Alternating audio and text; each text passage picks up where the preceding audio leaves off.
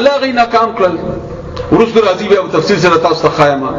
نو رسول الله صلی الله علیه وسلم التکی یو اعلان وکړو او وی فرمایل چې نن نه بعد په تاسو باندې کافر نه غالبيږي. کافر به تاسو باندې حمله نشي کولای، دا به نه غالبيږي. اوس دا خبره د پیغمبر و او دا خبره به دروغ کېدل نشي. هغه نه بعد بیا مسلمان کافر وهل نه دی تر نن ورځې پورې. نن د 30 اکتوبر د 2018 پورې بیا کافر مسلمان نه دی وهله. شاوه د منافق وه. ظاهر کې مسلمان، باطن کې کافر. دا وجه ده چې الله تعالی د منافقت تعریف ډېر په تفصیل سره کړی دی. دې د پاره چې تخپل ځانوم صفا کې دینا او دې د پاره چې دا دشمنوم پیژنې او صرف بیان کړی نه دی. دوځه الله تعالی فرمایي سوره توبه کې او سوره تحریم کې دوځه یا ایها النبی اے پیغمبر جاهد الكفار والمنافقین جهادو کا کافرو او منافقین سره وغلظ علیهم او سختیو کا پدی باندې سختیو کا پدی باندې. او عجیب خبره ده توخایما ټول نغړه ګناه کم یو ده شرک ځکه ټول نغړه ګناه ده. او دا دویم سوال نه کوم پښتنه شاید دې جواب رانه کوي. ټول نه سخت سزا په جهنم کې د چا ده؟ د مشرک نه ده، د منافق ده. یې ګوره ټول نه لوی ګناه شرک ده، خو ګناه د منافق زیاته ده سزا. ان المنافقین فی درک الاسفل من النار. الله دیني حصے کې وي د اورنا. ځکه د مسلمانانو ته زیات نقصان دي سبب جوړي. دا د منافق په مقابله کې نه د کافر او د مشرک په مقابله کې زیات نقصان دی د اسلام او مسلمانانو لپاره. د زیات نقصان رسول د اسلام او اسلامي نظام زموږ د پاکستان چې جوړ شو څه د لپاره جوړ شو؟ لا اله الا الله لپاره. بیا دې کې لا اله الا الله قانون نه غلو چا ایثار په امریکای ایثار ګنا هندوانو ایثار ګنا اهل کتاب ایثار ګنا چا ایثار منافقینو. دا اوس چې موږ کړي ګو دا ولې کړي دي منافقینو لا څه کړي ګو نظام دا چلانه. افغانستان ته موږ روس کې شکست ورکو مسلمانانو ورکو ورنه کو لاړ روس شکست وکړ روس کې ټوکړې ټوکړې شو. اسلامي نظام اسلامي حکومت رانه چا وکړل؟ دا منافقینو وکړل. دا دغه کردار دا دغه خپلو کې جګړه دا دغه خپلو کې بے اتفاقی وغیرہ وغیرہ. هغه منافقین غالب شول تر دې چې 250 ملکونه راوستل په ځان باندې. د امریکا تقریبا شکست خوړل. لږ ورځې کې ان شاء الله تاسو اورئ دا به نه لاړ شي. خو روسه به د منافقینو ته د کار پری دي. بیا په منافقین به هغه کار کوي چې امریکا نشو کولای. اب په خې طریقې سره به د منافقین کوي. او دا دیو جن الله ډیر زیات شدید او ډیر شد او مت سره الله تعالی دا کوي. خطرناک ترین جرم دی تاسو د پاره یاد ساتئ. خپل ځان په پیژنئ او دا دشمن په پیژنئ د مسلمانانو لپاره. دا خامخا په پیژنئ. موږ د دې تعارف کوو کوم چې الله موږ ته کړی دی په دې آیتونو کې هغه وایو او چې کوم رسول الله صلی الله علیه وسلم بیان کړی دی هغه کوو. ټول اول دا په پیژنئ چې منافق دوه قسمه ده. مشرکم دو قسمه ده، کافرم دو قسمه ده، مسلمانم دو قسمه ده. او منافق باندې بحث نه منافق باندې تاسو خو یو ما منافق دو قسمه ده. یو ده عقیدتن اعتقادي او یو ده عملن عملی. عمل منافق عقیدی منافق داس ده لکه عبد الله ابن ابي یا په دې حالاتو کې نمونه نه اقلم لکه چا به یو تنظیم ته بل تنظیم هغه ځنه اسلام قبول کړي نه خو ظاهر باندې ځان مسلمان جوړ کړی دی چې زه مسلمان یم. ظاهر باندې اندرون کې هغه زړه کې ایمان نشته. هغه ایمان ته بد وایي، پیغمبر ته بد وایي، اسلام ته بد وایي، قران ته بد وایي، خو ظاهر کې مسلمان دی. نو قانوني طور باندې به د سره د مسلمان کردار کیږي. جنازه یا مثلا ادیره یا وغیرہ نور څه چې عام خلک هغه پیژندل نه شي. دا د الله ازمایش ته چې داسې پر خو ده کنه الله ختمولې شو الله خودلې شو. خدای موږ تاسو ازمایش کوي الله تعالی موږ ازمایي چې ته منافق کردار خپلای کنه یا ته منافق سره څنګه کردار کوي. دا الله تعالی موږ ازموي. نو دې عقیدتن منافق د پاره د ټول عمر به ور کوي که اگر د ټول عمر حجونه او منځونه او تراویح او روزي او سبقونه او درسونه او تلاوتونه ولي کړی نه ته د زړه کې ایمان شته نه نو دا به خالد جهنم کیږي. فی الدرک الاسفل من النار کی وای. او منافق ورته کوي چې ظاهر مؤمن دی کافر ورته نه وای. که ظاهر کافر دی خو منافق نه ویل کنه ظاهر مؤمن دی. شکل صورت عمل وغیرہ ته وایي لکه مسلمان او اندرون کې داسې نه ده دا عقیدت المنافق یو د عملی منافق هغه دی چې هغه په زړه کې خو اسلام خوښ دی او زړه کې الله او الله رسول او دین او د قران د هر څه خوښ دي خو عمل ونه کیږي هغه څه نو دته به د عمل سزا خامخا ملاوي دا مونږ ته چې کومه سزاګان ملاويږي د بیماریانې مشکلات پریشانیانې غمونه وغیرہ دا هغه اعمال دي زموږ چې الله تعالی دنیا کې موږ ته راکړي او الله دې دلته موږ خلاص کی کړي بیا د ادا سزا قبر کې وي کال ته خلاص نشو بیا قیامت کې وي کال ته خلاص نشو بیا جهنم کې وي غنه بعد به جنت ته ځو او کچري ایمان وی الله عمل کې چرته نفاق وي عمل کې منافقت وي دا عملی منافق دا مستقل جهنم کې نه خو سزا به خامخا ملاوي څوک ته دا څه قرآن کې راځي اول د رسول الله صلی الله علیه و سلم حدیث واوري چې تاسو لکه په دې باندې پوه شئ رسول الله صلی الله علیه وسلم فرمایي بخاری شریف حدیث ته عبد الله ابن عمر رضی الله عنه روایت ده اربع من كن فيه پنځه شیونه چې چا کې شول کان منافقا خالصا ده خالص منافق ده څلور صفاتونه چې بچا کې راغلل دا خالص منافق ده ومن كانت فيه خصله کچيري چا کې یو عادت من النفاق کده د منافقتنا یعنی یو خصلت ته نو د منافقت یو صفت په دې کې راغی کدو نو دوه کدريو دریو په څلور واړه خالص منافق ده او کيو په کې ونو یو ده حتی تر دې چې د یدعها پریګ د وی عادت پښتو معنی دا سیدا چې رسول الله صلی الله علیه وسلم فرمایي چې څلور عادتونه چا کې راغلل دا منافق خالص ده او کچا کې دې کې یو دوه یا درې یا سوي نو دې مطلب دا چې څه حصہ بدی کې د منافقت ته الا دا چې دا پریګ دی عادت ورون بنه اذا تو من خانه کله چې امانت ورکړل شي د خیانت کوي دا دومره اسانه خبره نه ده په دوه سره چې بس ما وویل او تاسو پوه شئ امانت کې خیانت پیسې درکې چا خیانت ته مشوره چا وغوښته خیانت ته امارت چا درکو خیانت ته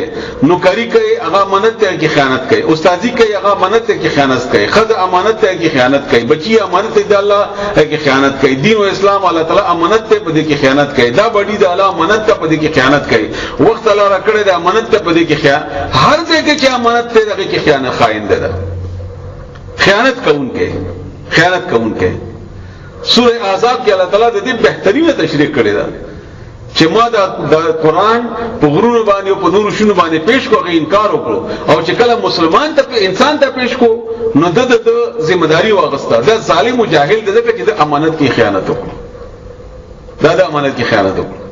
موږ دا نو کاری کوو موږ اول کې یو بیان کوو کنه کوو یو دسخط نه اخلي کنه اخلي دا معاهده وغیرہ ده کنه دا کومه تنخواه چې موږ ته ملاويږي دا وختونه چې دي د امانتونه نه دي ټول بهر دا به په تفصیل د چرته امانت او خیانت مخکې بحث راځي او به تفصیل سره پوي کوم نو باندې شرط بداوي چې د خائن وي خیانتګر وي یو دویم واذا حدث كذبا کله چې خبرې کوي دروغ وایي د دروغجن د دروغ وایي یوازې په دین او په اسلام کې نه کلم چې خبره کوي دروغ وایي دا او دروغ باندې کې ورسته به نور راځي احادیث بلې موضوع کې به باندې تفصیل سره به تاسو پوهیو ان شاء الله به تاسو پوهیږئ تاسو نه غټه کونه ده خو مختصره غونډه یو حدیث واورئ رسول الله صلی الله علیه وسلم فرمایي کله چې یو سړی دروغ وایي د دې خلینو دومره بدبوئی لاړ شي بدبوئی چې فرشتي یو میل اغنه لري لاړ شي د بدبوئی د وجنه دومره وغنه بدبو لاړ شي چې یو میل هغه لري لاړ شي او رسول الله صلی الله علیه وسلم یو ور بیان کو او بیا ویل چې دروغ دروغ دروغ دروغ دروغ دروغ حتی چې صحابه کرام عرضو کو چې کاش موږ ویل چې رسول الله صلی الله علیه وسلم خاموش شوی وي او دروغ داسې شی دی چې دا د ټولو بد اخلاقیانو جوړ دی د ټولو ګناهونو جوړ دی بهر حال دویم عادت منافقت سره دروغ ویل دریم واذا عهد غدر کله چې وعده وکي نو وعده خلافی کوي کاغه دنیوي معاملاتو کې وعده ده کاغه الله سره وإياک نعبد وإياک نستعين دا الله سره موږ وعده کوو الله اکبر الله تعالی دا الله سره وعده کوو په هغه کې موږ وعده کړی دا چې الله تعالی موږ ته ویل چې الستو بربکم زستا رب نه یا موږ ویل دي چې بلا ولې نه هم دا کوي نورې وعده ټولې دا به د خلاف وي او دریم واذا خاصم فجر کله چې دې په غصه کې راشي نو بیا بدر دی وای کنزل کوي فحش بیانې تا خور او مور او فلانه او ډنګه او دا اټوله نه ټونی بیانې نو دا فحش د بکواس کول دا د منافق عادت ده دا څلور دي رسول الله صلی الله علیه وسلم فرمایي اوس کومه دا نور تاسو نو وایو همدغه څلور نشانات تاسو ځان سره وی صحیح نو ان شاء الله دا تاسو لپاره کافی ده دا بهترینه تشریح رسول الله صلی الله علیه وسلم کړی ده چې دا څلور عادتونه چا کې وي د خالص منافق ته او کيونیم پکې وي نه د منافقت ایونیم عادت پکې ده الا دا چې د پریږدي حذیفه بن یمان نه چا پوښتنه وکړه چې را دا منافق څه ته وایي رضی الله تعالی عنہ صحابي وای دا څه ته وایي منافق وای په خلی وای چې زه مسلمان یم عمل د هغه خلاف وي بس پوه شي چې دا منافق دی زه خو دې نه یم خلاص تاسو خپل ځان نه وګورئ نن لګاینې ته ما قدرې په خلی وای زه مؤمن یم او عمل داسې نه دی دا منافق دی اوس موږ پښتنه کوم تاسو موږ قرآن باندې ایمان شته کنيشته شته قرآن وای سود مکوئ موږ سود کو کنه کو قرآن وای غیبت مکوئ موږ غیبت کو کنه کو قرآن وای فسق فجور مکوئ موږ کو کنه کو قرآن وای غواده خلاف مکوئ موږ کو کنه کو مسادت موږ کیشته ها اوس دا خبره ده چې دا موږ عقیدتن داسې کو که عملاً کو کایګایدن تن کو ولادي موږ بچ کې ان شاء الله داسې بنایو نو بیا خو تباہی ده او که عملی تور باندې وي نو به د الله تعالی طرف نه د سختیانی او ازمایښونو او بدلته یا قبر کې یا قیامت کې بیا د الله سزا نه ده به زموږ خپل غلطی ده دا به زموږ خپل غلطی ده بهر حال دا دغه تشریح عبد الله ابن عمر نوم چې پوښتنه وکړه چې دغه منافقت ماته وخایا هغه ورته فرمایي چې کم سړی د حکمران په مخامخ یو شان خبره کوي او چې هغه نه بیل شي هغه د حکمران په هغه کې بل شان خبرې کوي بس پوښتنه دا منافق دی زمونږ د ټول سیاسي لیډران تاسو وګورئ حکمران ته کینی جی جان قربان الته تلته اناس ته پاسه وغیرہ څه یا مونږ چې لاړ شو سیب پر دا چې لاړ چې مونږ ورکی کړه د پلانټینګ داسې کړی او دغه منافقت ده دغه منافق وای تجربه کا مقام کو اگر غلط کا اسم کا حیا زولې ته تراشه وغیرہ وغیرہ بار لغورز یو بیل بیاسته دې پورې تاسو ان شاء الله پوښښئ یو بل ډېر خطرناک خبره وره قرآن کی سزاګانی یو سزا تاسو ته ویل الله فرمایي فی الدرک الاسفل من النار یو لفظ لا استعمالی عذاب علیم علیم د علم نه ده علم وای درتا علیم چې کله شي نو بیا څنګه جوړ شي شدید ترین سخت ترین عذاب نو چرته کې چې علیم ذکر راغله دی البته د منافق ذکر شدید ترین سزا لور زګه ډېر بدی شي الله دا ډېر بدی شي کافر نه ډېر بدی شي د مشرک نه ډېر بدی شي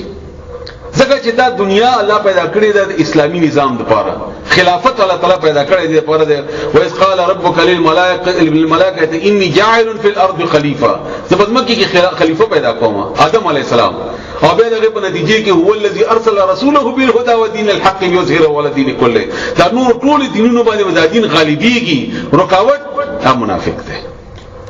رکاوټ منافق ده د امریکا چې په افغانستان راغلی دا ډایرکټ نشو راغلی چې د افغانستان منافق ورسره ملګرتیا نه وکړي یا د پاکستان منافق ملګرتیا نه وکړي د روس چې راتلو دا ډایرکټ نشو راغلی الا دا چې منافق ورسره ملګرتیا نه وکړي انګريز چې د حکومت کولو ډایرکټ نشو کولای الا دا چې منافق ملګرتیا نه وکړي هم دا کوي هر کافر هم دا کوي هر کافر نو دی وجنه الله په دې پویږي چې اصل دشمن ته یې په دې دنیا کې چې دا تکلیفونه دي مسائل دي اسلامي نظام ناراضي د دې اصل رکاوټ ده اصل رکاوټ ده بهر حال اوس تاسو یو څو آیتونه لګورئ دا نور آیتونه دي لپاره تاسو ته اوروما چې یو قرآن باندې کې تاسو پوه شئ چې قرآن یفسر بعضه بعضا قرآن په خپل د ځنې حصے د ځنو تفسیر کوي او تاسو ته دا احساس وشي چې قرآن ټول نه ویلې شوی سړی نشي پوهیدلی همدا وجه د قادیانان چې دي دا د قرآن نظام ثابتوي خو هغه د قرآن کریم یو اړخ وایي هغه بل اړخ کې چې تردید دی هغه نه وایي همدا غرنګ هر یو منکر یا هر یو خلاف سره نو چې کله دا ټول قرآن سره راړي بل ما تاسو دا خبره کړې و چې دا قرآن کریم سره ستاسو بچی دی دا حیدر وای بچی دی بل بچی دی بل زموږ بچی دی چې کله موږ هغه سره مینه کو بیا څه کوو روای غې کې واخلو دلته واچو خولي کو لوبي ورسره کو اړو نغم خوشحالي کې موږ خوشحالي کو کنه خوشحالي چې کله تا قران سره مینه وي دا چې ته اړه آیتونه پکې راړي دا تم خوشحالي کې و اطمینان بدر تکيږي او الله په دې باندې زیات خوشحالي دغه کلام